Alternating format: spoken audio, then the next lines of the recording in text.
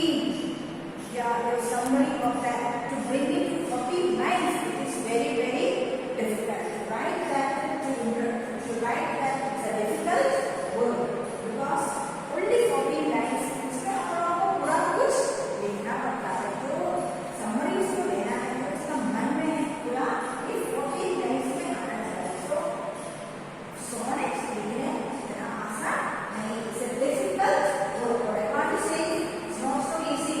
Like when you write a poem, you can go on, लिखते जा सकते. लेकिन when you write a sonnet, sonnets only, they are only 40 lines. But now what I want to say is, children, how the sonnet, the arrangement of these lines. When you see a sonnet, how the sonnet is arranged. First 4 lines, second again 4 lines, then 4 lines, then the 2 lines. Okay? 4 plus 4, 8, 8 plus 4, 12, then the 2 lines. So what is called a 3 quatrain and a couplet. What is that? A sonnet has got 3 quatrain. Quatrain means 4 lines. Okay? Quatrain and a couplet. 3 quatrain and a couplet we have got in a sonnet. So when you see a sonnet, remember this is only 40 lines, 3 quatrain and a couplet. Now just look at this sonnet. The first 4 lines, what the sonneteer does, or the poet, what he does, he will introduce the theme. Theme को बताएंगे. Now we have got the theme. What is theme? He celebrates the beauty of a young man. That is the theme of this sonnet number 70. So he will introduce this. In the first 4 lines, he will introduce. Then he expands. So he goes on explaining in the next 4 lines. Then continue explaining in the next 4 lines, and he concludes in the couplet. That is the way the sonnet is written. 4 lines, then the 4 lines. First he introduces in 4 lines, then he expands the theme in 4 lines, then again he expands it in the 3rd, and he concludes in the 4th in the couplet. That is the way the sonnet is, the lines of the sonnet is arranged. Children, you have to keep in mind when you see this a sonnet, you look at it in that angle so that you will be able to understand how he is telling us the theme of the sonnet, how he introduced the theme of the sonnet. So I hope you understood what is a sonnet and who has written these sonnets, how many types of sonnets are there, and the task of the line arrangement of the sonnets, the lines, all this I hope you will keep in mind. The total number of sonnets written by Shakespeare, and the one which we are going to learn is 17, and how he is going to explain the theme. The sonneteer is telling in the sonnet number 17, he says that nobody will believe him when he says. So he starts with that. Who would believe my words? That is the starting of this sonnet. So as we learn the sonnets, as we continue learning the sonnets, children, remember the theme and keep in mind the lines of this sonnet. Students, today we will learn this poem's meaning and the explanation that we are going to learn this morning. Please pay attention to these words. I will read this poem once, then we will explain its meaning. As you know, it's a 14-line sonnet written by William Shakespeare, the greatest dramatist of English literature. You have studied it, as I said early in the introduction, the lesson 9, that is Midsummer Night's Dream. That is that we learned a portion of that great drama. So now again we are going to learn from Shakespeare's sonnet number 17. Students, I will read this. Please pay attention. Who would believe my verse in time to come, if it were filled with your most high deserts? Though yet, heaven knows, it is yet but a tomb, which hides your life and shows not half your part. If I could write the beauty of your eyes, and in fresh numbers number all your graces, the age to come would say, this poet lies. Such heavenly touches never touched earthly faces. So should my papers, yellowed with their age, be scorned like old men of less truth than tongue, and your true rights be termed a poet's rage, and stretched meter of an antique song. But were some child of yours alive that time, you should live twice in it and in my rhyme. I read the poem. I hope you followed me, children. Once again, who would believe my verse in time to come? The poet is telling, who would believe? कौन उसका ये जो शब्द वो लिखे हैं, believe, वो विश्वास करेगा उसका राइटिंग में. टाइम टू कम माने आने वाला समय में कौन उसको विश्वास करेगा. If it were filled with your most high desserts, the main thing here what you see children is the thing is to procreate. And this sonnet, as I said, is the last of the procreation sonnets, as he has written 154 sonnets.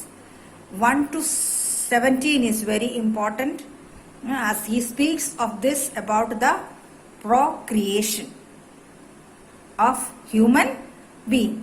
So he is telling who would believe him in the days to come. Okay, now we are living, and now you just think that he was living in the 16th century.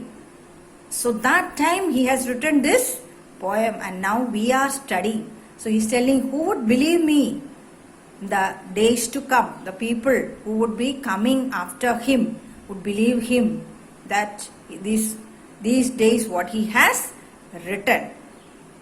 The poet here, he starts by asking who will believe his claim about the youth's beauty in the future. The beauty of this youth. Though this sonnet is addressed to a youth, and the poet William Shakespeare is speaking about the beauty of this youth in this sonnet. So who would believe, he is telling. The poet starts by asking who will believe his claims about the youth's beauty in the future, bhavishya mein, even though he is merely giving credit where it is due. Now, the fair youth really is fair, as Shakespeare describes him, but few readers would believe. So he may be beautiful, he may be handsome, but only few people would believe him that he was a handsome, beautiful man.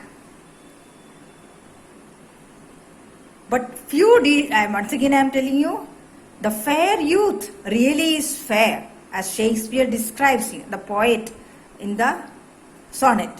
But only few readers would believe him. So his poem praising the youth will be like a tomb, he is telling. I am giving you the explanation how it is.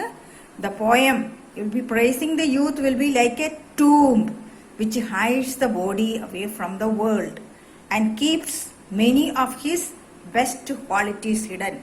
In the tomb, what we see? When are we put in the tomb? When we are dead. So he is comparing that.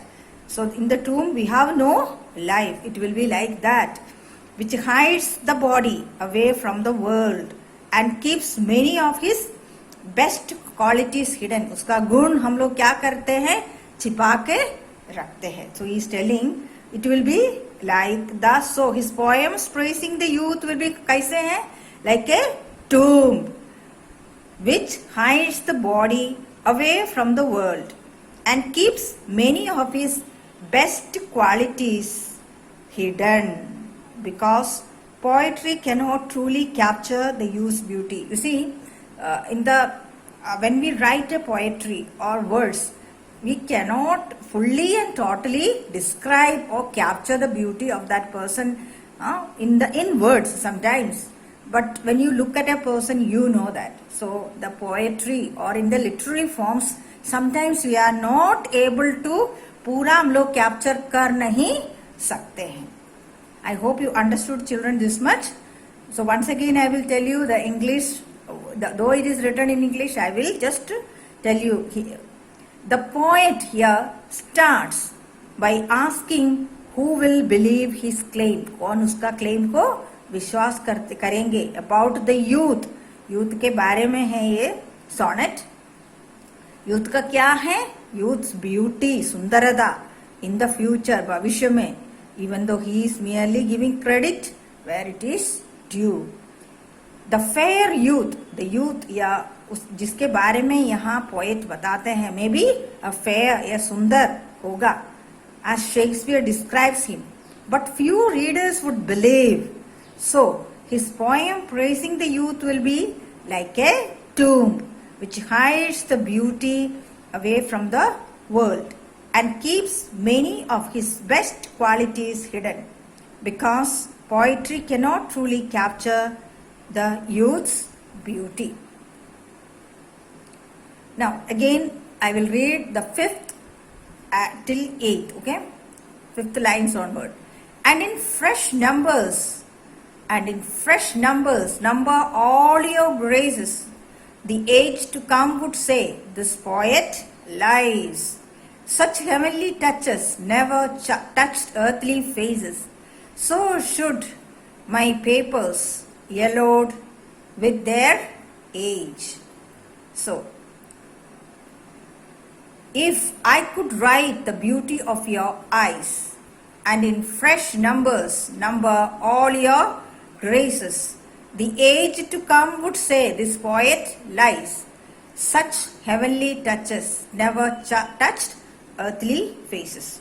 So the poet continues to say that if he could capture in writing the youth's beautiful eyes, and in fresh numbers list all of the youth's fine qualities, future generation reading the sonnet would accuse him of lying and say that nobody is as beautiful as this young man described in Shakespeare's exaggerated poetry. So once again, children, the poet is continue saying that nobody would believe him, and they would tell, in the future generation would say, this poet is lying, वो झूठ बोलते हैं.